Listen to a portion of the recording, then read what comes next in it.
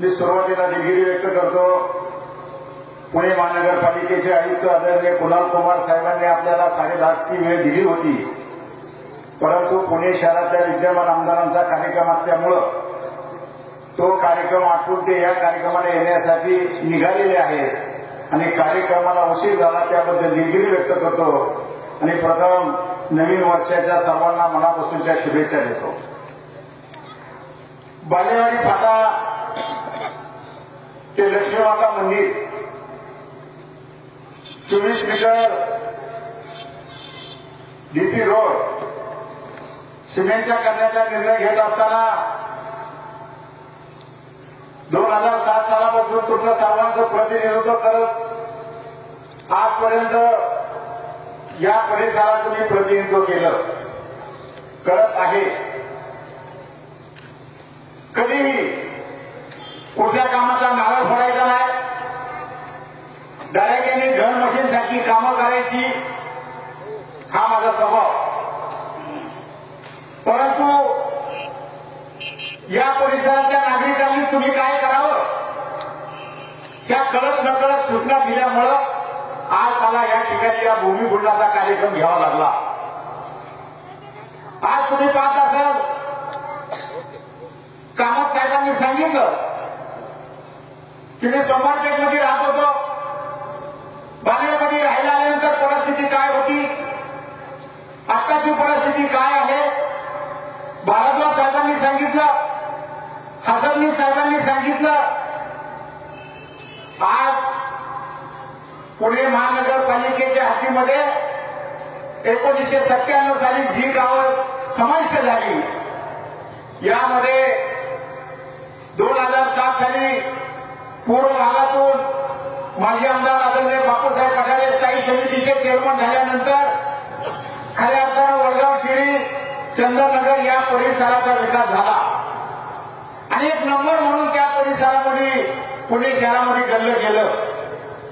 2012 साली या देशाचे नेते आदरणीय शरदचंद्रजी पवार साहेब, या राज्याचे माजी उपमुख्यमंत्री आणि राष्ट्रवादी काँग्रेस पक्षाचे विधिमंडळाचे नेते आदरणीय अजितदादा पवार, खासदार सुप्रियाताई सुळे यांच्या सहकार्याने मला 2012 साली स्थायी समितीचं अध्यक्षपद मिळालं. अध्यक्षपद मिळाल्यानंतर तुम्ही सर्वांनी पाहिलं असेल की मला 2 अंदाजपत्रक तयार करण्याची संधी प्राप्त झाली. ही संधी मिळाल्यानंतर वर्तमानपत्रातून माझ्यावर टीका झाली. अंदाजपत्र पुणे महानगरपालिकेचं, बानेर बालवडीचं का कोथरूड विधानसभा मतदारसंघाचं.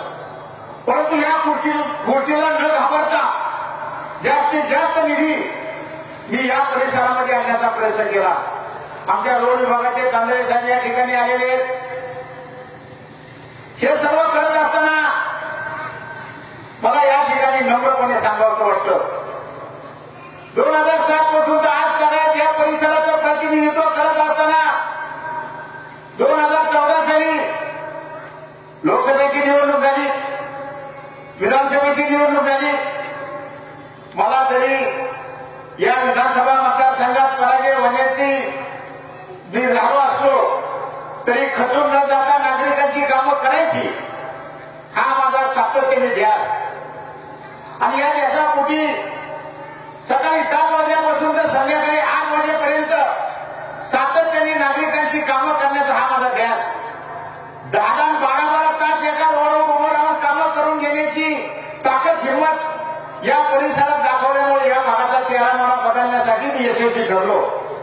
आज बानेरची स्मशानभूमी असू द्या किंवा बालेवाडीची स्मशानभूमी असू द्या, त्या ठिकाणी जर बाहेरचा नागरिक आला तर तो खरोखरीच सांगतो की बानेर आणि बालेवाडीची स्मशानभूमी पुणे महानगरपालिकेच्या हद्दीत आपल्याला पुढे बघायला मिळणार नाही. आज मी बानेर आणि बालेवाडी या परिसराचं प्रतिनिधित्व करत असताना कधीही दुजाभाव करण्याचा प्रयत्न केला नाही. बानेरमध्ये मराठी शाळाची इमारत उभी केली, बालेवाडी गावात सुद्धा मराठी शाळेची इमारत उभी केली.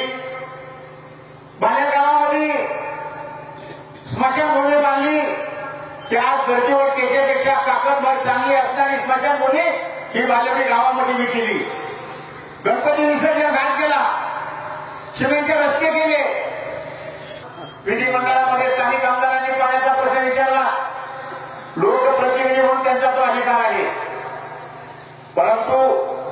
माझ्या पुणे महानगरपालिकेच्या पाणी पुरवठा विभागाच्या सर्व अधिकाऱ्यांनी माननीय मुख्यमंत्री आदरणीय देवेंद्र फडणवीस यांना ब्रीफिंग केलं आणि जी वस्तुस्थिती आहे ती त्यांना त्या ठिकाणी सांगण्याचा प्रयत्न केला.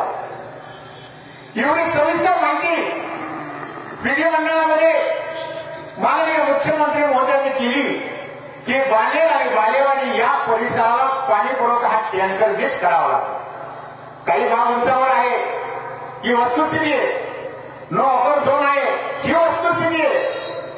परंतु या परिसरामध्ये कारण नसताना त्या गोष्टीचं राजकारण केलं जातं. आता हा उद्या शिमेचा रस्ता केला, त्याला दिवा लावला, दिवा लावला म्हणून गेला, लावलं तसं नको जाणार. हा तोच फोटो काढायचा, व्हॉट्सअपला द्यायचा. मी कधीही कोणाचं पैसे घेतलं नाही, फक्त या परिसराचा विकास कसा होईल, कामं कशी होतील हा प्रयत्न प्रामाणिकपणे केलेला आहे. आज सुद्धा या रोडला जी झाडं छाटायची काम चाललेली आहेत, माझ्या बऱ्याच नागरिकांनी मला पाहिलं असेल.